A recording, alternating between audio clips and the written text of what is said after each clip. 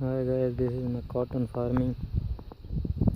ये मेरी कपास की फसल है। देखें कैसे ही लग रही है आपको। कितनी खूबसूरत फसल मैंने उगाई है, बहुत मेहनत की है। ये वीडियो आपको बहुत पसंद आने वाली है क्योंकि ये कुदरत का खूबसूरत तरीन नज़ारा है जो मैं आपको सामने पेश कर रहा हूँ। गाइस, अगर ये वीडियो आपको पसंद आ रही है तो लाइक ज़रूर कीजिए और मेरे चैनल को सब्सक्राइब ज़रूर कीजिए।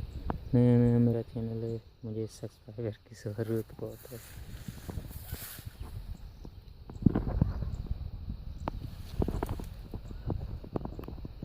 कुदरत का बहुत ही अच्छा खूबसूरत नज़ारा है। गाँव की खूबसूरती कुछ ऐसी है कि दुनिया बस देखती रह जाती है।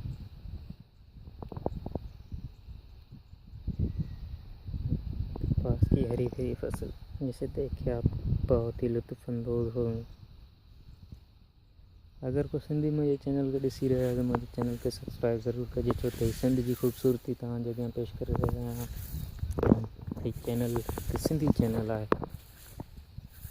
सिंधी, हिंदी ऐं उर्दू, इंग्लिश में ही चैनल तव्हांजे साम्हूं वीडियो पेश करे रहियो आहे। चैनल खे ज़रूरु सब्सक्राइब कंदा। महिरबानी दोस्तों।